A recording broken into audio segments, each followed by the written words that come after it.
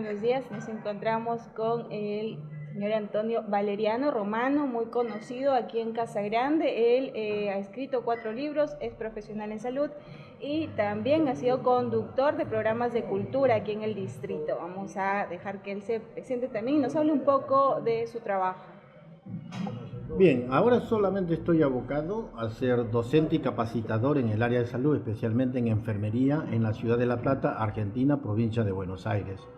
Hoy estoy de vacaciones acá en Roma por un motivo de salud de mi madre y bueno, y estoy aprovechando a visitar a algunos amigos aquí en Casa Grande, donde tuve la oportunidad de conducir programas culturales y radiales también con escuelas abiertas. Luego, Valeriano, en sus diversos libros, específicamente, ¿qué es lo que detalla y relata? Ok, mi primer libro lo escribí en Japón, en la ciudad de Nagoya. Es un libro cuyo título se llama Yukari, está relacionado con el contexto cultural entre Asia y lo que es América. Es una relación amorosa de un argentino descendiente de japoneses con una japonesa, donde empiezan los conflictos sobre el amor, pero principalmente por los desafíos culturales. Mi segundo libro trata de Tulape, que es el nombre antiguo, más o menos de 200 años antes de Cristo, de lo que hoy se conoce como Roma. Mi libro Tulape está enfocado un poco con la cronología de la historia del cambio de nombre de Roma por Tulape, y que está basado también en el hacendado italiano, donde tiene los claros oscuros del ser humano, es decir, donde el poder económico o el poder socioeconómico que tenía este empresario italiano ejercía un poder aplastante sobre la sociedad de aquellos momentos. De tal manera que este claro oscuro que el ser humano tiene lleva a este personaje a una esquizofrenia que predominó la bancarrota de lo que en ese momento era la hacienda Tulape y después conocida como Roma.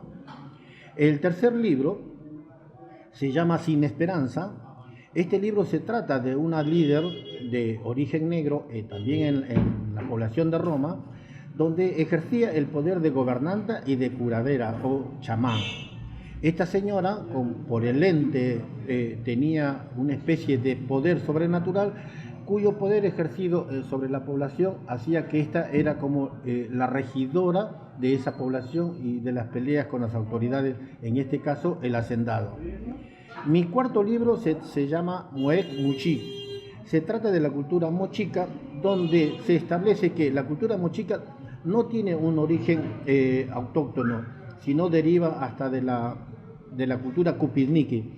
Pero por lo tanto también se cree que todos los antiguos peruanos tenían un solo color, una sola estructura morfológica. Pero no, ya también existían los negros o los morenos en la cultura mochica. Por ello están algunos retratos, como los huacos retratos, con los colores cromo, amarillo y naranja y negro.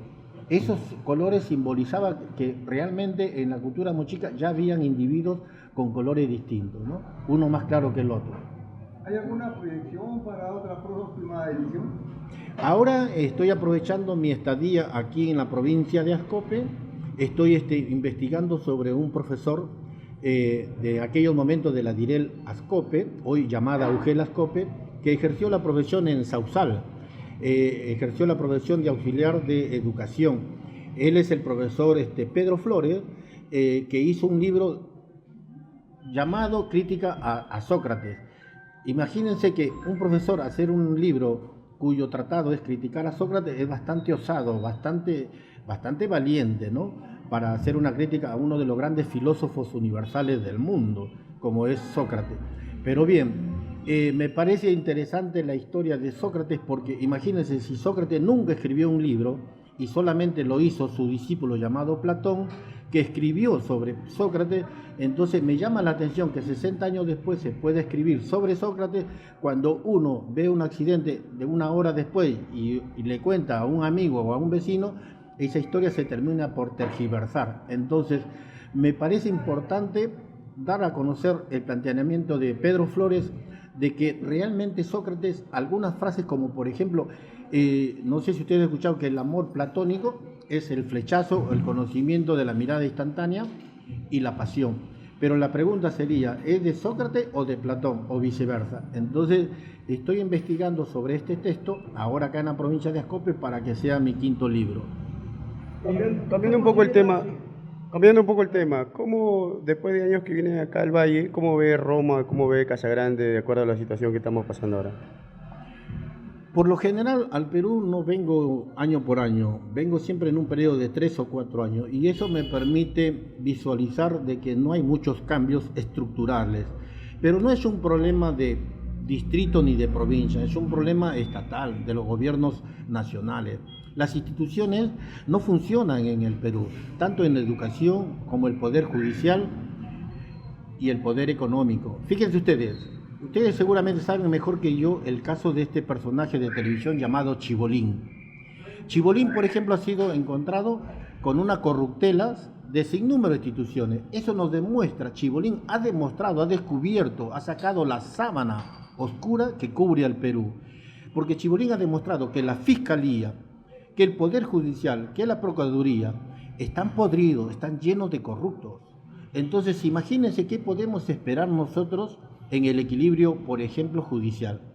¿Cómo podemos tener seguridad estatal si el Poder Judicial está corrupto?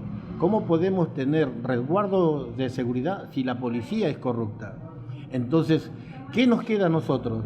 Trabajar solamente en el núcleo llamada familia. La familia tendría que ser la que incorpore los valores a los hijos para tratar de estar con anticuerpos contra la delincuencia. Han transcurrido 27 años de administración municipal. ¿Usted considera que Roma ya está preparado para representar o postular? Porque Roma ya tiene cerca de 8.000 habitantes. ¿Considera usted que ya existe un líder en Roma para representar y ostentar una alcaldía municipal?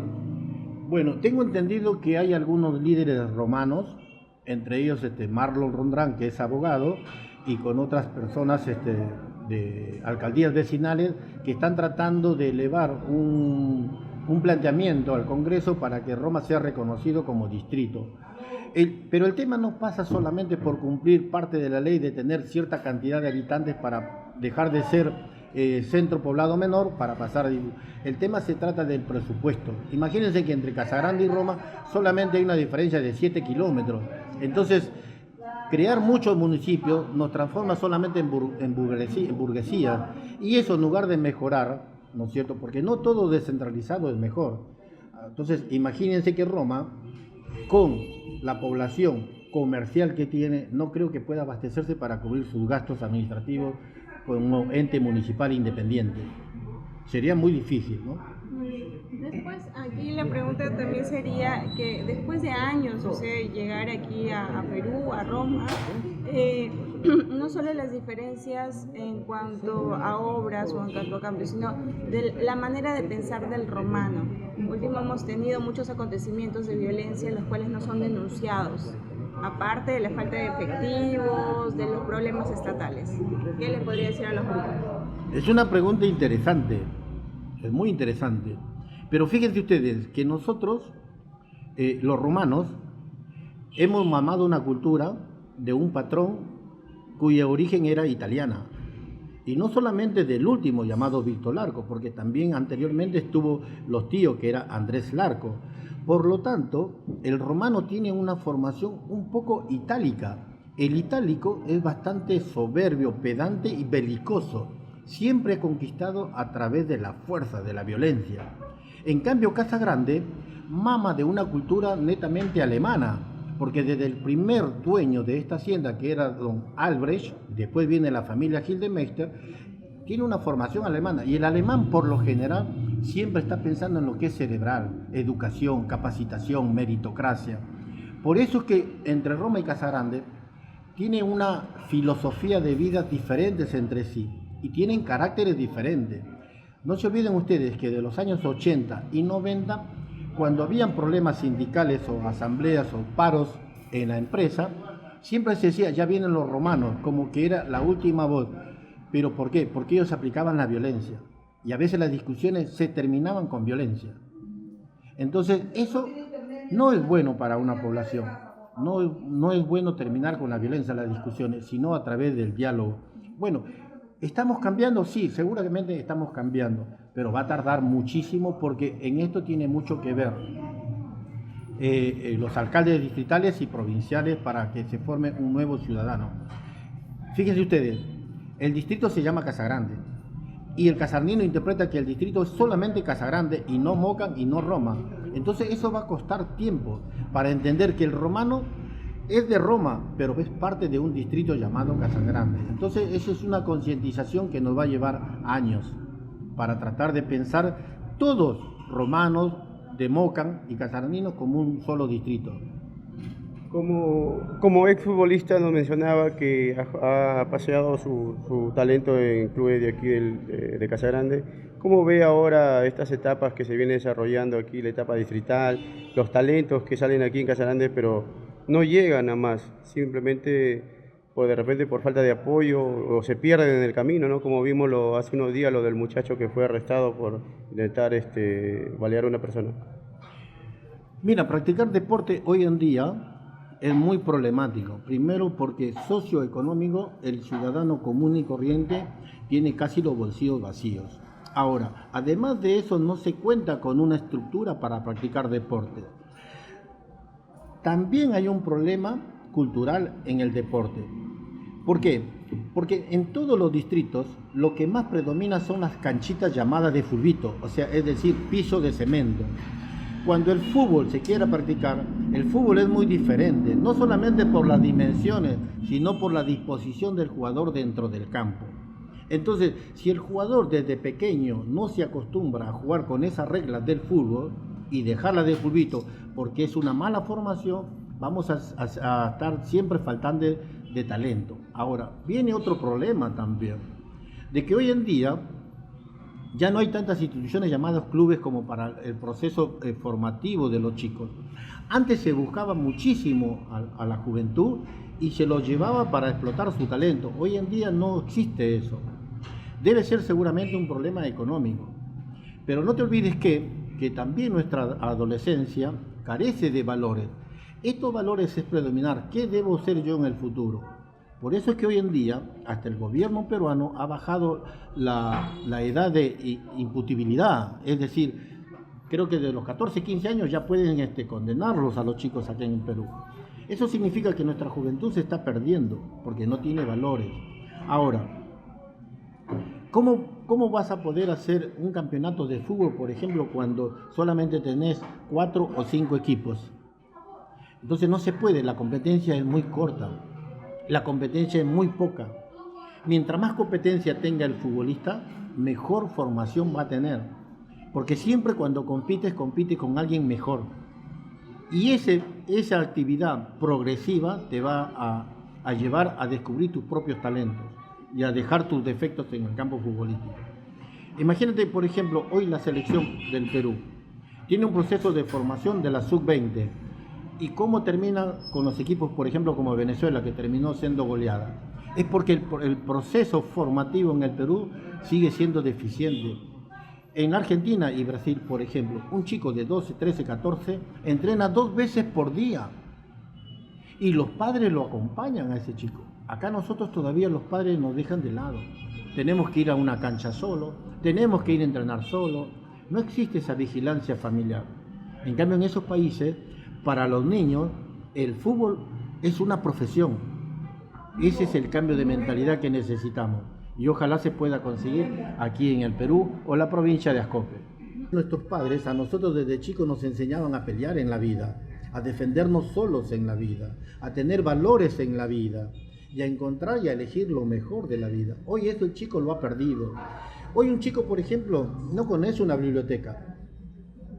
¿Por qué? Porque tiene el celular 24 horas cabeza gacha. Entonces ese chico no tiene pensamiento crítico, porque no ve su realidad. Vive en un universo paralelo que es todo distorsionado de la realidad. Por lo tanto no puede asumir responsabilidades, porque su mente no capta la realidad. Una realidad que ustedes mejor que yo vemos, que se vive en crisis día a día. Educación, economía, social. La sociedad está muy rota hoy en día. Es muy conflictivo para viajar, es muy conflictivo para ir a trabajar, es muy conflictivo para tomar un micro e ir a trabajar, es inseguro. Entonces ya no se puede, no hay diálogo, solamente hay discusiones. Y eso es porque la familia también está dejando de lado a los hijos. Antes el padre mientras no llegaba a la mesa y se sentaba, nadie comía. Entonces hoy en día no, cada uno por su lado. Para tomar un lonche, yo dejaba de jugar al fútbol porque sabía que a las 6 de la tarde tenía que estar en casa y tenían que estar todos. Hoy en día también eso se ha terminado. Entonces, una mayor responsabilidad realmente la tiene la familia. Hoy en día nuestra sociedad ya no es colectiva. Hemos perdido el sentido de sociedad.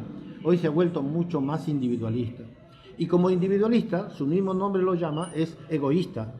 Y cuando somos egoístas solamente me importa el yo y no el todos. ¿Me entiende? Hay una filosofía griega y hebrea muy linda que la voy a compartir. Fíjense ustedes, los griegos eran los reconocidos como los grandes filósofos o educadores, como los dueños del arte y la cultura. Pero ellos solamente usaban la vista, la visión, la belleza. En cambio el hebreo era el oído. Yo escucho, no quiero ver, pero escucho. Y sobre escuchar aprendo. ¿Y qué predominó? Por ejemplo, los hebreos, a través de hoy el pueblo de Israel. Es una de las grandes potencias del mundo, Israel. ¿Y en qué terminó Grecia? En un país subdesarrollado, con problemas de inflación, no tienen trabajo. ¿Por qué? Porque todo lo que engaña a la vista, engaña a la mente. Y cuando le engaña a la mente no crece. En cambio, los hebreos predominaron el oído. Yo escucho y aprendo. Por eso que en la Biblia dice, si tenés oído, escuchá. Finalizo diciendo que me encanta venir a Casagrande, disfrutar. No hablo solamente de la gastronomía, de la riqueza de la variedad de frutas, sino también de la humildad de la gente, la sonrisa, el abrazo. En el país que yo vengo, por lo general se está perdiendo también eso del afecto. Y acá veo mucho más humildad, muchísimo afecto. La gente está comiendo 2 mangos y te regala el segundo sin pensar en cobrártelo. Entonces eso es bueno para el espíritu y eso a mí me alimenta y me llena. Así que cuando vengo a la provincia de Ascope realmente es como un renacer.